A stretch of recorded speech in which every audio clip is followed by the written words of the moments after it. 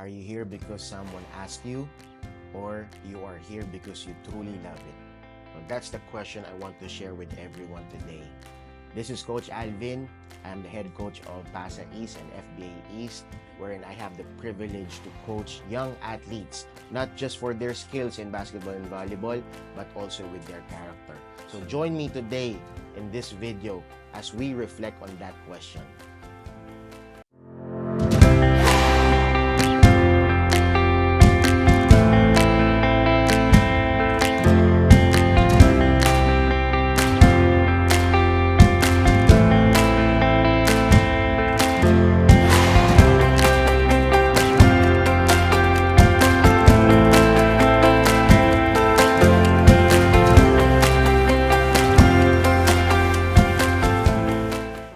So let's go back to the question. Are we here because someone asked us to do this? Or we are here because we truly love what we're doing? So that's the question we're going to reflect on. So join me on this video as we discuss things about that question.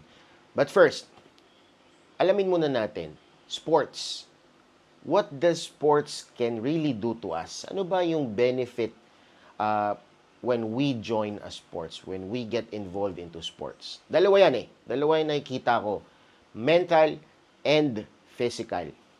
So, when we join sports, there are two things that we can improve on.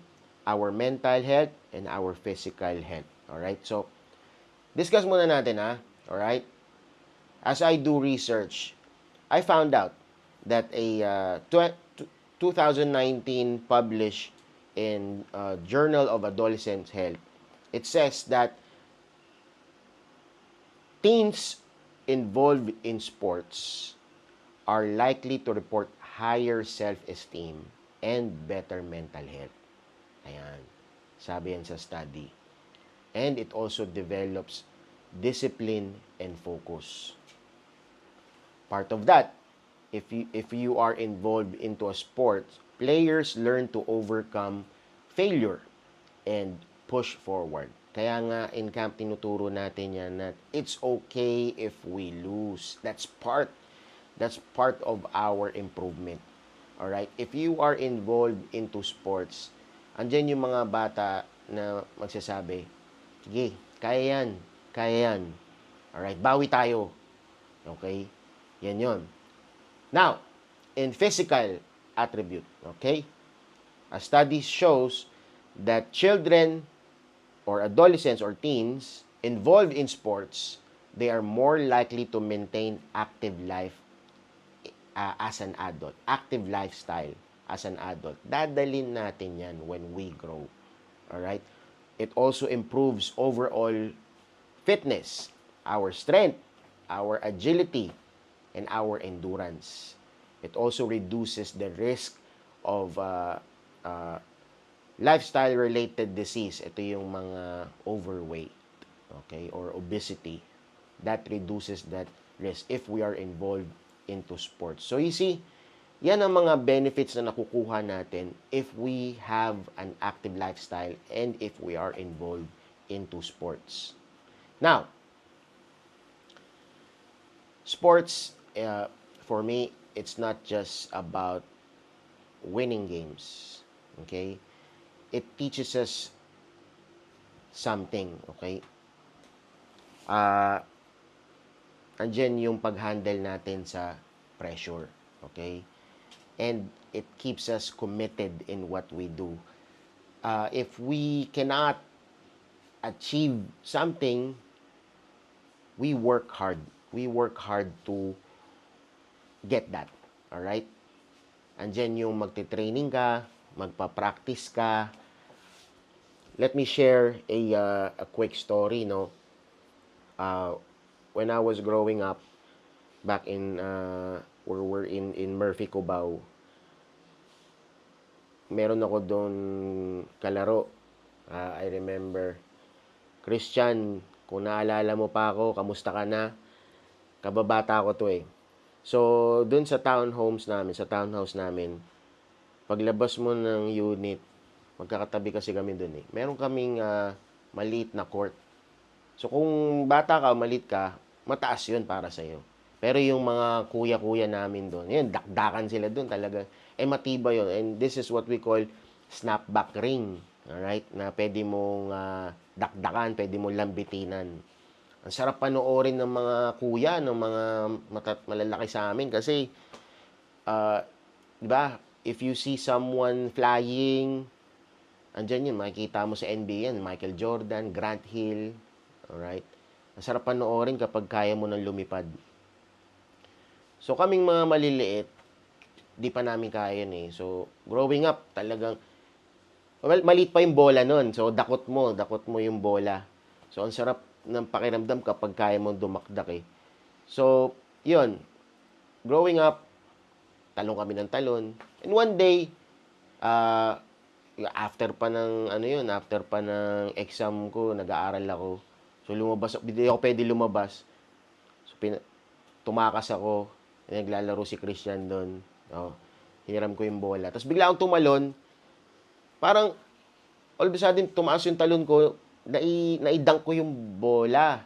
And I was, grade 6 that time.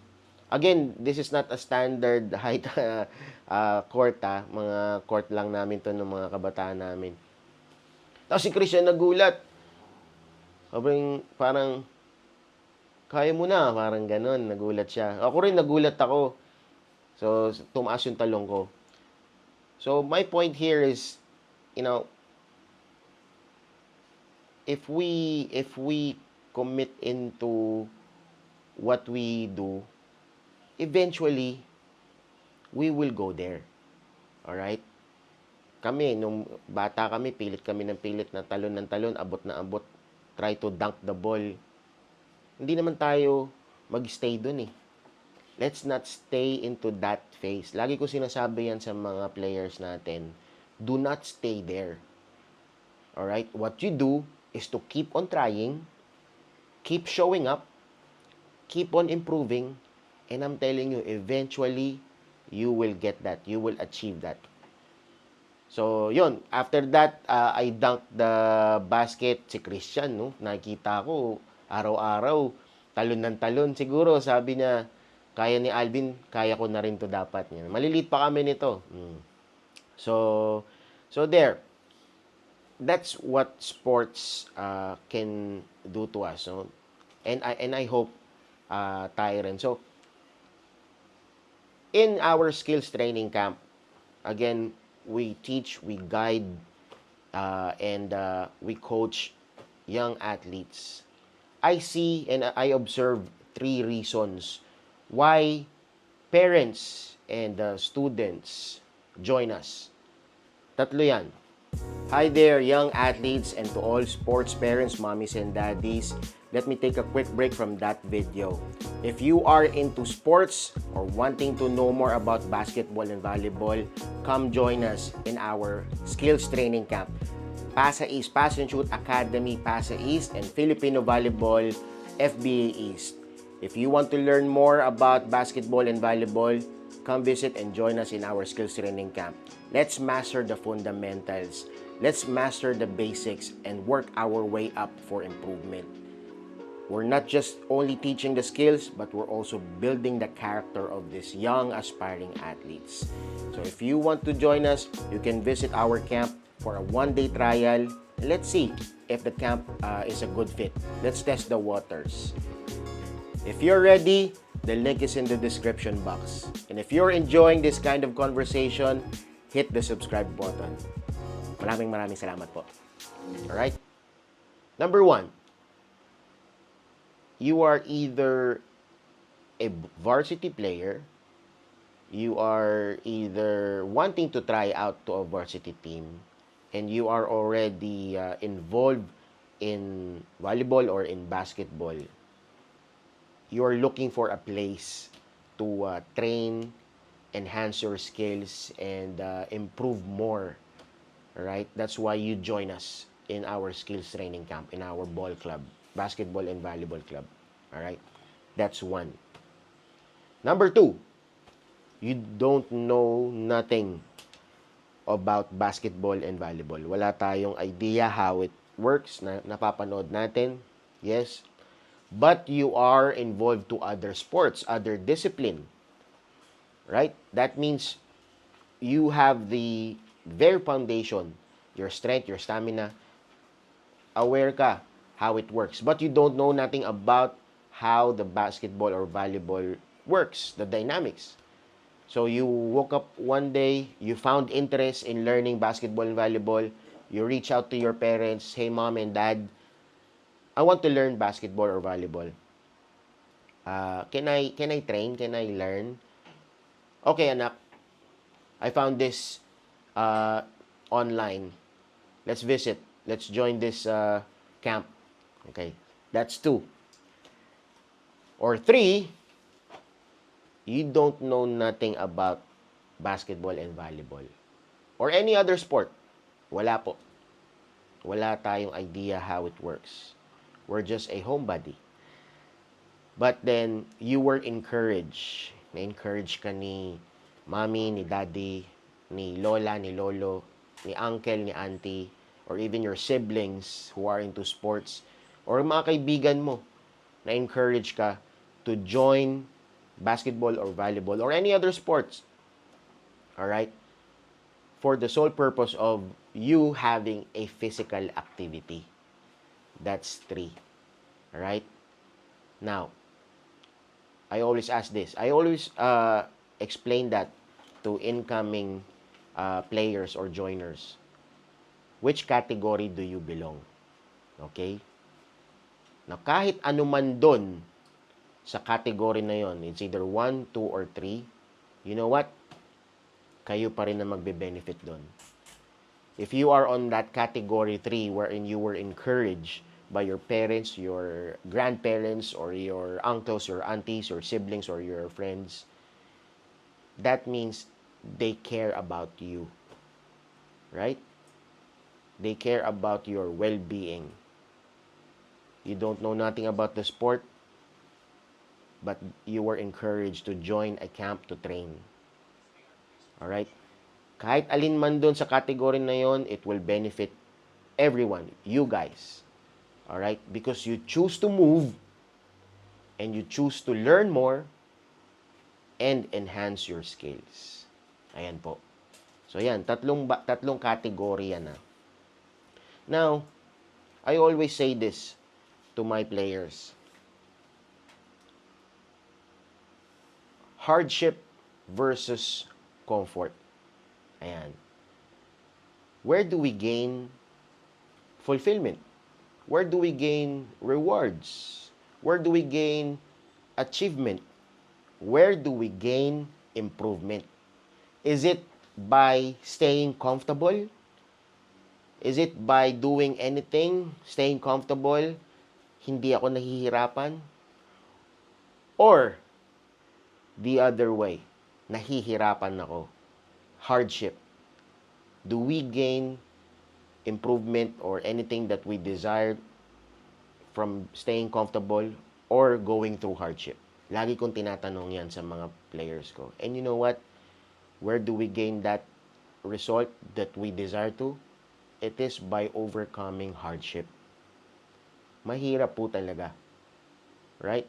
Lagi ko sinasabi to my players, that's the purpose of training. Even the late, great Kobe said, that's the purpose of training. You feel exhausted. You will feel tired. You will feel body pains. Kasi you are working your muscles. Di ba po, Science 101, our body are built with skeleton, bones. And our bones are built with or covered with muscles. Right? Yan ang nagpapagalaw sa atin. And hardship or sports, gagalaw talaga ang muscles natin. Kaya nga, sa mga pros or lagi ko ito sinasabi rin, start with activation because activation will start warming up your muscles. Alright? Kids out there, we will gain nothing by staying comfortable. We will gain anything that we desire, achievements or rewards or the improvement that you want It is by going through hardship. Okay? Now I go to this next point. Alright? Body language speaks louder than words. Ayan. Lalim, no? You know what? Even you do not say anything, your body language screams. Makikita ko yan. Kami mga coaches, I know you have seen this and you'll agree. If you see players that very hustle, talagang in basketball, they dive for the loose ball. They show focus. Talagang titig sila sa inyo at nakikinig. Hindi linga-linga o hindi kung saan-saan nakatingin. Kasi kapag ganon, they are easily distracted.